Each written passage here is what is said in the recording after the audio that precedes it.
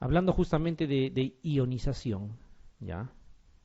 No está de más recordarles esto que hemos mencionado para relacionarlo un poquito con lo que ya dijimos, ¿no? Los aminoglucósidos, para empezar, son excelentes antibióticos, pero hay que saberlos usar, ¿ya? No está indicado usarlo en celulitis, en abscesos, ¿ya? Porque de lo contrario vamos a utilizar por gusto el fármaco, ¿no? Primero era porque en condiciones de anaerobiosis no funcionan. Necesitan ATP para ingresar al interior de la célula, lo habíamos comentado en la clase de microbiología, lo repasamos nuevamente. Ahora lo vamos a volver a decir cuando hagamos antibióticos y cuando hagamos terapéutica en cada vez que nos corresponda vamos a mencionar porque esto tiene que quedar bien grabado. Entonces, por el hecho de que necesita energía, ¿ya? Necesita gasto energético, requiere moléculas de ATP para ingresar al interior de la célula, un medio anaerobio no le proporciona esas condiciones, de tal manera que en anaerobiosis los aminoglucósidos no sirven, no funcionan. Y otra es que su naturaleza alcalina, ¿ya? En medio ácido, porque todo lugar que esté abscedado, todo lugar que tenga material purulento, que tenga detritos, es un lugar ácido, es un medio ácido. Entonces, un fármaco de naturaleza alcalina en un medio ácido, y más aún en un medio anaerobio, sabiendo que necesita condiciones de, digamos, que no sean de anaerobiosis, dos condiciones para que los aminoglucósidos no funcionen, ¿ya? No funcionen. Entonces, por ahí había una pregunta incluso, no sé si la hemos considerado, que decía cuál era el menos recomendado para tratar un absceso, ¿no? Y era justamente aminoglucósidos. Creo que lo hemos visto en la clase anterior. ¿Ya? Entonces hay que tener en cuenta eso. Por favor, hay que tener en cuenta. Hablando de la vía más fisiológica, que es la vía oral, ¿ya? Obviamente vamos a considerar la zona más ácida, la parte que tiene que ver con la parte del estómago, por la secreción del ácido clorhídrico. Y pasando ya por el duodeno, el yeyuno, el ilio y alejándose, esa situación va a ir disminuyendo. Por lo tanto, un fármaco de naturaleza alcalina se absorberá mejor pasando ya el estómago, o sea, a partir de intestino delgado. ¿Ya? Colon tampoco no cuenta, porque el colon, por la materia fecal que contiene, su medio también ya no es tan alcalino, sino se torna otra vez a medio ácido, ¿ya? Entonces, eso es importante. Los fármacos de naturaleza ácida se absorben mejor justamente aquí. ¿Por qué? Porque el medio que los va a rodear también va a ser ácido y no va a haber ionización. Sin embargo, las sustancias alcalinas o de carácter básico obviamente requerirán pasar el estómago, ¿ya? Y justamente aquí está una pregunta. Dice, los fármacos de carácter alcalino se absorben mejor cuando hablamos de vía oral, se supone, ¿no? A nivel del estómago. Si es alcalino, a nivel del estómago va a haber ionización, por lo tanto no es el mejor lugar. Colon, ya hemos dicho que se va un poquito más allá. Duodeno, si es un lugar que va a ser mucho más, digamos, efectivo en esa situación. Hígado, difícil que un fármaco se absorba en el hígado, ¿no? ¿Cómo llegaría al hígado? ¿No? Y el otro es pulmón, ¿ya? Que no tiene que ver con la vía que estamos comentando, ¿ya?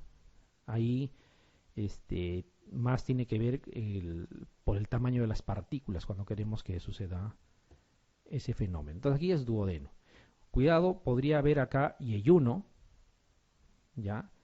Y entre duodeno y yeyuno, si hablamos que según se va alejando el estómago, la condición alcalina también incrementa un poco, tendría que ser yeyuno, ¿ya? Pero no les han colocado yeyuno aquí. Si es colon ya no cuenta, ¿ya? Pero normalmente no les ponen distractores de ese tipo, ¿no? No les ponen distractores de ese tipo. Prácticamente acá tienen tres para elegir, ¿no? Tres para elegir. Estómago y colon tienen no tan ácido a nivel de colon, pero tienen más o menos una naturaleza parecida. El sitio más alcalino de ese tracto vendría a ser duodeno, que justamente tendría que ver con fármacos de carácter alcalino, para que no haya la ionización y eso favorezca su absorción. Muy bien, seguimos avanzando, seguimos acercándonos también, digamos, a lo que nos interesa un poco más. el proceso de biotransformación, como su nombre lo indica, va a condicionar algunos cambios importantes en el fármaco que se administra, ¿ya? Y no va a ser otra cosa que convertir el fármaco inicial, el que se administró, en otras sustancias. Otras sustancias que van a, de todas maneras, ser más ionizadas, van a ser más polares, de liposolubles van a pasar a hidrosolubles, ¿ya? Menos difusibles y más fácilmente eliminables. Acuérdense que ya se absorbió, porque para absorberse requerían que estén menos ionizadas, requerían que sean menos polares, requerían que sean liposolubles más bien, y requerían que sean más difusibles, ¿no es cierto? Ya se absorbió, esas condiciones ya no las necesita. Las necesitaba para que sea absorbido nada más. Pero ahora, como que ya se absorbió, entonces pasa a la siguiente fase, que es biotransformación. Las transforman, ¿ya? La misma sustancia cambia su naturaleza en muchas situaciones, y eso le permite ejercer mejor su acción también. En ese entender, la biotransformación, que como bien ven acá, se va a realizar, es todo un sistema, ¿ya? No es un lugar así preciso, tiene que ver varias cosas, varias situaciones, varios componentes para que suceda la biotransformación. Todos van a colaborar en mayor o menor grado. Lo que nos va a importar es que hay dos fases. Hay dos fases. Van a ustedes encontrar preguntas en la fase 1, en la fase 2, la primera fase, la segunda fase, y no es nada complicado, ¿ya? No es nada complicado. Es más, luego que lo revisemos, incluso les voy a hacer dar cuenta que hay una sola forma de preguntar cuando les hablan de las fases, ¿ya? En la primera fase, lo que se va a hacer es inactivar o incluso destruir el fármaco, ¿ya? Y en la fase 2, el fármaco al final se hace de característica más polar, ¿ya? No sé si eso les puedan preguntar, la verdad, nunca lo han preguntado. Lo que han preguntado siempre es cuáles son esas reacciones de fase 1 y cuál es la reacción de fase 2, ¿ya? Fíjense, oxidación, reducción, acuérdense de redox que hacían en colegio, oxidación, reducción, ¿ya? Oxidación, reducción. Hidrólisis se parece en nombre a hidroxilación, hidrólisis, hidroxilación, y quizá el único nombrecito que hay que agregar es descarboxilación, ¿ya? Pero estas son las reacciones de fase 1, ¿ya? Las de fase 2 prácticamente hay una sola reacción, que es la conjugación, ¿ya? Conjugación, que no es otra cosa un fenómeno de síntesis. O sea, al conjugar, y la mayoría de las veces se conjuga con ácido glucurónico, ¿ya? Vamos a estar desarrollando un proceso de síntesis, o sea, estamos formando una sustancia que justamente va a ser más polar. Las veces que preguntan, les digo, las veces que preguntan siempre colocan esta reacción de fase 2. O sea, les dicen durante la fase 1 y les colocan todo lo de aquí para que coloquen el incorrecto y les van a colocar la conjugación por ahí. Porque obviamente, ¿ya? Obviamente, como hay una sola reacción en la fase 2, de alguna manera es más fácil de elegir también, ¿ya? Cuando les pregunte por la fase 2, no se olviden, solo es conjugación. Y como es con el ácido glucurónico, algunos le llaman glucoronización también, que viene a ser lo mismo, ¿ya? Fase 2, conjugación con el ácido glucurónico, la mayoría de las veces, ¿ya? O también se le puede llamar glucoronización. ¿Por qué? Porque justamente tiene que ver conjugación con el ácido glucurónico. Y acuérdense de esto: redox, oxidación, reducción; hidrólisis, hidroxilación; y descarboxilación como agregado. Esos nombrecitos de la fase 1 y de la fase 2 es importante que se acuerden. Y ahí está un ejemplo. En el proceso de biotransformación no corresponde a reacciones de primera fase o de fase 1, que es lo mismo, ¿ya? ¿Cuál será? Claro, porque reducción sí, oxidación, reducción, ¿no es cierto? Redox. Hidrólisis, hidroxilación. Descarboxilación también, pero no está, ¿ya? Acetilación no tiene nada que ver, ¿ya? Es un nombre que está ahí agregado, se parecerá a los que están ahí, pero no está comprendido como una reacción de esa fase, ¿ya? Estamos de acuerdo que es así, ¿no es cierto? ¿Ya? O sea, cuidado, aquí solamente hay que acordarse los nombres. Muy bien. O esta otra que dice cuál de las siguientes reacciones del metabolismo de fármacos corresponde a la fase 2, y en la fase 2 solamente había uno. Así es, ¿ya? Puede ser conjugación con glutatión, que es una, y la mayoría de las veces el ácido glucurónico, viene con ese nombre, con conjugación con ácido glucurónico, y como quiera que es con el ácido glucurónico, también le llaman glucoronización, ¿ya? No hay otra reacción, es una sola la que hay.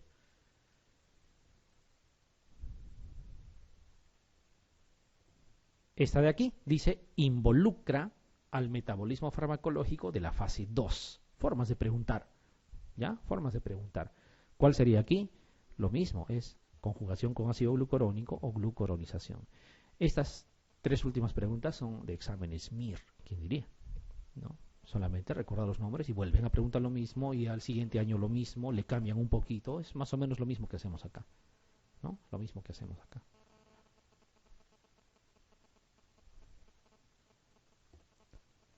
Bien, ahora sí, nos concentramos un poquito más. Vamos a hablar de la vía digestiva propiamente, ¿ya? De la vía digestiva. ¿Y por qué hablamos otra vez de la vía digestiva? Porque es la vía más fisiológica, la vía más común también y la vía que menos efectos colaterales nos va a traer. Absorción creo que está claro, necesitamos que sea liposoluble, necesitamos que sea de escaso tamaño, cuanto menos tamaño mejor, y necesitamos que no esté ionizado, ¿no? Para que pase por los epitelios, ¿no? O en todo caso, usar las vías indirectas, ¿no? Pero estamos hablando de la vía digestiva, o sea, oral, sublingual y rectal. Bien, lo que va a suceder es esto que están viendo aquí. Lo que se va a absorber por vía digestiva va a pasar la gran mayoría de las veces por el hígado primero. No se va directo a la sangre, pasa por el hígado, ¿ya? Y en el hígado, aquí ya nace un concepto importante, sufre un metabolismo parcial. Metabolismo parcial significa que una parte del fármaco es metabolizado, ¿ya? No es que todo el fármaco se metabolice un poco, sino una parte del fármaco se metaboliza. Y otro porcentaje no pasa nada, o sea, continúa como cuando fue administrado, ¿ya? Entonces, luego de la absorción, no nos olvidemos que en el hígado hay un metabolismo parcial, ¿ya? A eso se le llama primer paso.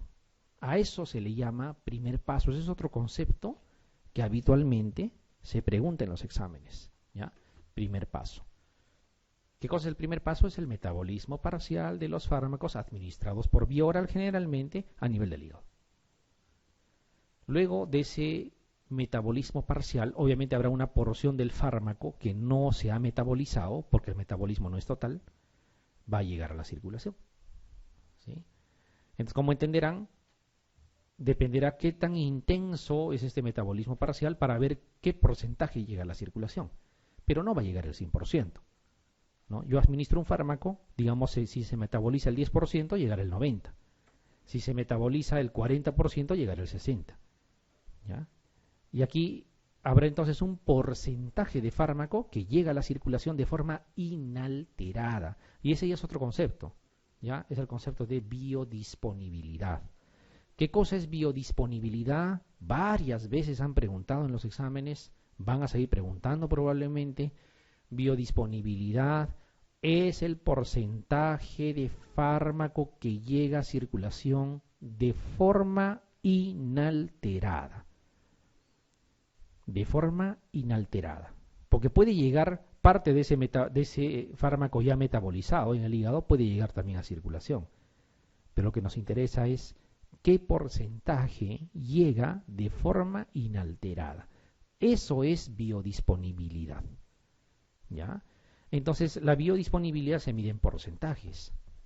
Por ejemplo, si dijéramos la biodisponibilidad del metronidazol es 100% por vía oral, significará que yo al administrar una dosis de metronidazol pasa por el hígado, el primer paso es insignificante, o sea, el metabolismo parcial es prácticamente nulo, de tal manera que la circulación llega al 100%.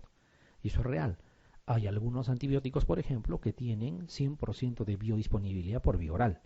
Uno es metronidazol, clindamicina es parecido, linezolid también es parecido, ¿ya? O sea, tú le puedes dar por vena o le puedes dar por vía oral y va a ser similar, ¿ya? Va a ser similar la cantidad de fármaco que va a llegar, ¿ya? ¿Estamos de acuerdo? Ya, eso hay que tener en cuenta. ¿Ya? Hay que tener en cuenta. Y habrá por el contrario otros fármacos que su metabolismo parcial en el hígado en ese primer paso es tan elevado que en realidad es poco lo que llega. ¿Ya? El mejor ejemplo es eritromicina, ¿no? Tiene casi 20% nada más de biodisponibilidad, quiere decir que el 80% se metaboliza en el primer paso. Y al metabolizarse el 80%, obviamente lo que va a llegar es poco. Su biodisponibilidad es escasa por vía oral. Muy bien, eso es lo que va a suceder con la vía oral. Se administra por la vía oral, llega al hígado y llega a la circulación después de un primer paso de un metabolismo parcial. Sin embargo, ustedes saben que vía digestiva no solamente es vía oral, vía digestiva también es vía sublingual y vía rectal, ¿ya? Entonces, la vía rectal, no sé si esto se llega a interpretar del todo bien, ¿ya? La vía rectal, si se dan cuenta, ya no pasa del todo por el hígado. Evade el primer paso, pero parcialmente, de forma parcial, ¿ya? La vía rectal. Cuando se utiliza la vía rectal, ¿cuál sería una ventaja respecto a la vía oral?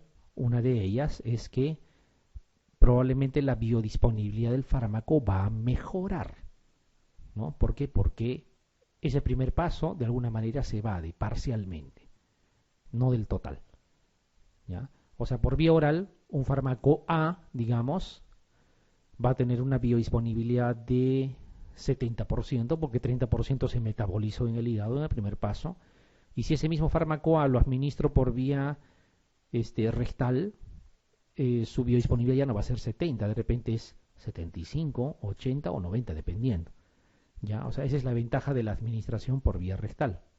Va a evadir parcialmente el primer paso a nivel del hígado. Por lo tanto, va a mejorar su biodisponibilidad. Y cuando usamos la vía sublingual, como están viendo ahí, se evade del total el primer paso. Entonces la vía sublingual va a hacer que definitivamente la biodisponibilidad prácticamente sea el 100%, ¿no? ¿Por qué? Porque estamos evadiendo el primer paso a nivel del hígado. Entonces es la ventaja de usar la vía sublingual y ese es el fundamento por el cual algunos fármacos se dan por vía sublingual en la emergencia, ¿ya? Porque vamos a ganar tiempo. Segundo, de que la biodisponibilidad del fármaco va a ser mejor, o sea, mayor porcentaje del fármaco en forma inalterada va a llegar a la circulación que usáramos la vía oral, porque por la vía oral va a pasar necesariamente por el hígado y en ese primer paso se va a metabolizar un porcentaje y es menos lo que va a llegar, ¿ya? Esas son las diferencias entonces cuando hablamos de vía digestiva, de utilizar la vía oral propiamente, la vía rectal o la vía sublingual. La vía sublingual nos va a permitir evadir el primer paso, la vía rectal parcialmente vamos a evadir el primer paso y por la vía oral necesariamente ese primer paso va a estar presente y al estar presente también la biodisponibilidad puede resultar en menor cuantía. ¿Y qué pasa cuando utilizamos la vía endovenosa o la vía endoarterial? ¿Ya? O sea, intravascular si queremos llamar, ¿no? No hay absorción, acá no hay, la absorción es cero. ¿Por qué? Porque la absorción es el paso hasta la sangre, hasta circulación. Y cuando usamos la vía endovenosa, la vía intraarterial, lo estamos colocando, vamos a decirlo vulgarmente, de frente en la sangre. Entonces, ya no necesitamos la absorción. El 100% llega, ¿no es cierto? Y obviamente ahí no hay primer paso ni nada por el estilo, ¿ya? ¿Qué significa entonces? Que esto del primer paso, esto de la biodisponibilidad, esto es básicamente para vía digestiva, ¿ya? Básicamente para vía digestiva, ¿ya? Aquí se exonera, podríamos llamarlo, de este concepto o de este grupo de conceptos cuando hablamos de la vía intraarterial, porque obviamente no va a haber primer paso, ¿ya? Acá también hay otro concepto más cuando hablamos del primer paso. El famoso citocromo P450, eterna pregunta también de examen, ¿no? Citocromo P450. En realidad el citocromo P450 es un conjunto de enzimas, no es una enzima, ¿ya? Incluso hay isoenzimas, o sea, hay isoformas de citocromo P450. Son varias enzimas, ¿ya? Que en conjunto se le llama citocromo P450. Por eso se le dice el sistema citocromo P450. ¿Qué cosa hace el citocromo P450? En palabras simples, potencia el primer paso. O sea, ese citocromo P450, ¿ya? Puede hacer que ese primer paso sea más intenso. Por lo tanto, la biodisponibilidad va a disminuir aún más, ¿ya? Y existen fármacos que van a inducir a este citocromo P450, ¿ya? Y al inducir al citocromo P450, lo que van a hacer es que el resto de los fármacos, digamos, de alguna manera queden parcialmente inutilizados. ¿Cuál es ese famoso inductor que todas las veces nos preguntan? La rifampicina, ¿no? En todos los exámenes viene. La rifampicina es un potente inductor de ese citocromo P450, de tal manera que si, por ejemplo, estamos usando un determinado fármaco y añadimos rifampicina, puede ser que ese citocromo P450 sea inducido en su labor por la rifampicina, y al estar, digamos, más ávido, al estar más potenciado, ya hace de que ese primer paso sea más intenso.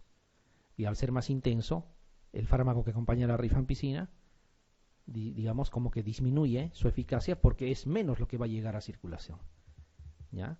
Entonces, por eso es que es importante tomar en cuenta la rifampicina, y las veces que les pregunten por algún fármaco en efectos colaterales, lo más probable es que esté ahí rifampicina incluido, ¿ya?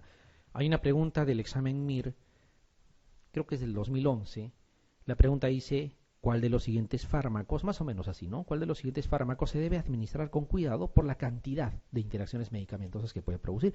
Y la respuesta es rifampicina, y tiene que ver con el concepto de inductor enzimático del citocromo P450. Entonces, es un inductor de tal manera que potencia el primer paso, y al potenciar el primer paso viene en cadena lo demás, o sea, disminuye la biodisponibilidad oral del fármaco que están usando. Muy bien. Y ahí están los demás, ¿no? Que en mayor o menor cuantía podría darse ese primer paso, dependiendo, ya va a depender ya no tanto de la vía misma, sino del fármaco que se administre, pero no es, digamos, una situación tan marcada, tan categórica como cuando hablamos de la vía digestiva. Entonces, este concepto debe de quedar básicamente para la vía digestiva, ¿ya? Y más que todo para la vía oral, siempre recordando que la vía rectal va a evadir parcialmente el primer paso, la vía sublingual la evade completamente. Recordar que en ese primer paso está involucrado el citocromo P450 como un, digamos, sistema enzimático con varias isoformas, ¿ya? Y que tiene que ver directamente con la mayor o menor biodisponibilidad de un fármaco, entendiéndose por biodisponibilidad como porcentaje del fármaco que va a llegar de forma inalterada desde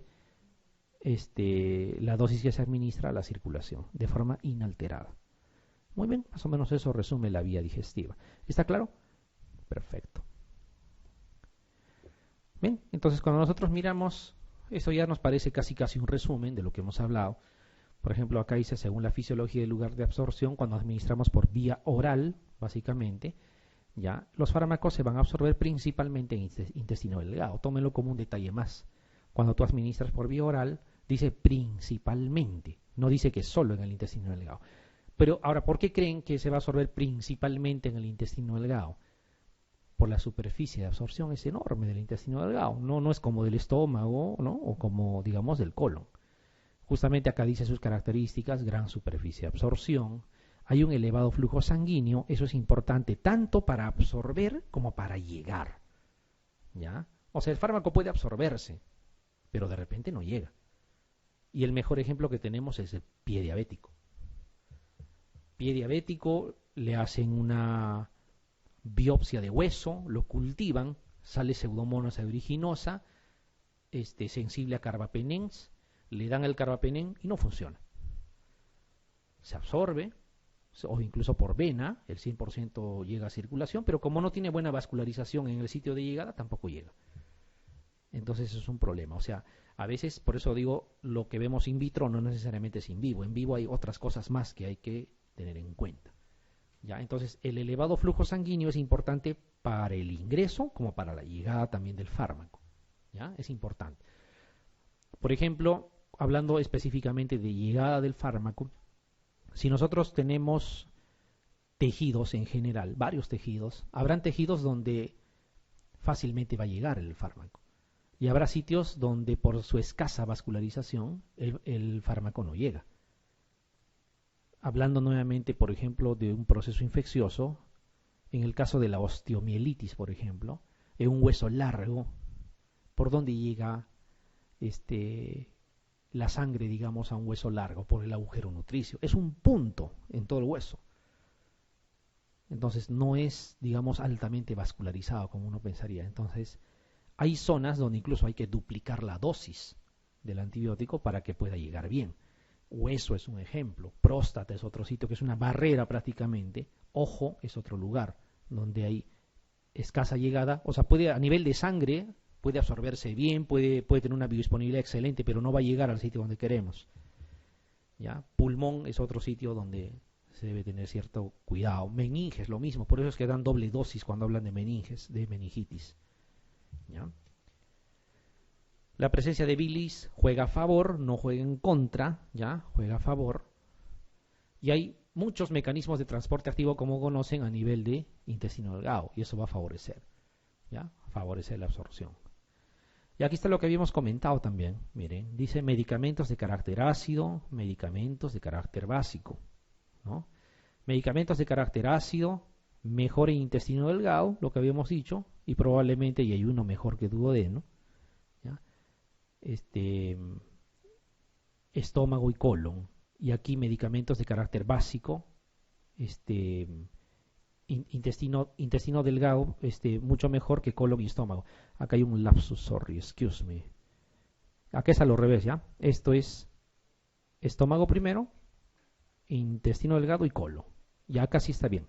Sino que a veces en el copy-paste, uno se puede equivocar, pero es mejor corregirlo, ¿no? ¿Están de acuerdo? Que es primero estómago, intestino delgado y luego viene colon, ¿sí?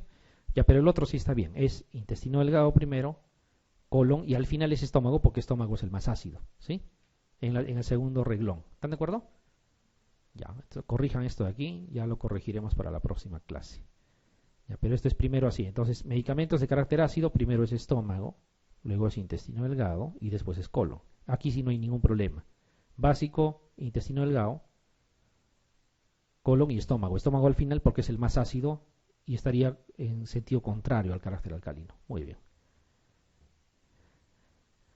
De la vía sublingual hemos visto, la principal ventaja es que no se va del primer paso, ¿no? No se va del primer paso. La mucosa sublingual está muy vascularizada, eso sí es verdad, eso va a permitir una rápida velocidad de absorción, ¿no? Ausencia de efecto de primer paso, esto puede ser una pregunta, y de hecho que podría ser, cuando yo o alguien les preguntara sobre la vía sublingual, yo creo que lo más importante es justamente eso, ¿no? La evasión del primer paso. Y como saben, se necesita, o se usa, perdón, para situaciones donde requerimos que la acción del fármaco sea casi inmediata, ¿no? Uno, porque va a evadir el primer paso, y dos, porque por la alta vascularización obviamente va a permitir también actuar de inmediato, ¿no? Crisis hipertensivas, por ejemplo, ¿no? Hablamos de dolor intenso, es otra situación que se tiene que corregir de inmediato, trastornos de ansiedad, ¿no? En el caso de angina lo mismo, ¿no? La vía sublingual es una excelente opción. Y cuando hablamos de vía intramuscular o intravascular, perdón, o sea, hablamos endovenoso o intraarterial, justamente hay 100% de biodisponibilidad porque todo lo estás colocando estratégicamente directo a la zona donde quieres que tú llegues. Evita el paso por los epitelios y todo lo demás. No hay absorción, ¿ya? Porque no necesitas absorber. ¿Por dónde vas a absorber si ya lo estás colocando donde tú quieres que esté? No, no hay absorción, 100% de biodisponibilidad, ¿ya? Y aquí sí la variabilidad entre individuos casi no va a afectar, porque todo lo estás colocando directo al... En cambio, digamos, en el caso de la absorción por vía oral, sí puede haber variación interindividual. No es lo mismo una persona, digamos, que tenga íntegro su su tracto intestinal con una persona que tenga intestino corto, por ejemplo, o con una persona que esté parasitado, ¿no? A nivel de intestino, por ejemplo. Entonces son cosas que pueden hacer que varíe. Acá no. Muy bien. Más o menos la cosa va así. Esto es importante. ¿Qué características debe de tener los fármacos que se van a administrar por vía intravascular? Básicamente endovenoso cuando decimos intravascular, ¿no? Acá está, esto es interesante, acuosas, siempre nos dicen nunca liposolubles, ya, o perdón, nunca oleosas, disculpen el término, porque una sustancia oleosa puede significar incluso una situación mortal para el paciente. Sin embargo, hay excepciones, y justo esas excepciones que se están mostrando acá, ¿ya? Esto es importante recordar. Por ejemplo, la nutrición parenteral son sustancias que tienen componente oleoso, sin embargo se administran al intravascular. La vitamina K también es una solución oleosa y se puede administrar tranquilamente por vía intravascular. La anfotericina B, no la que más tenemos acá, la que tenemos acá es la de oxicolato. Hay una solución liposomal de anfotericina B y también se administra por vía endovenosa, a pesar de que tiene componente oleoso, ¿ya? Y la ciclosporina lo mismo, ¿ya? Son digamos, las excepciones. Para todo lo demás debe de ser acuoso, nunca una sustancia oleosa. Aquí está lo que hemos comentado. Cuando administras por vía subcutánea, por vía intramuscular, se parecen en realidad, ¿ya? Se parecen. Diga, quizá la situación práctica es que por vía subcutánea es de una manera más fácil, permite la autoadministración, ¿ya? Porque van a ser casi equivalentes, ¿ya? Casi equivalentes. Digamos, para situaciones de usar fármacos de depósito, obviamente intramuscular es mejor, tolera más cantidad de fármaco, se habla hasta de 5 mililitros en cantidad, ¿ya? En todos los casos, que la vía subcutánea. Imagínense colocar vía subcutánea 5 mililitros, sería una cantidad demasiado cuantiosa para que pueda soportar, ¿no? Es mínimas cantidades subcutánea y la vía intramuscular les permite cantidades mayores, ¿ya? Sin embargo, el efecto es similar, ¿ya? El efecto es similar. ¿Dónde va a haber mayor pico de concentración? Siempre por vía intramuscular. Acuérdense, endovenoso primero, intramuscular después, ¿no? Viene subcutáneo y al último está la vía oral.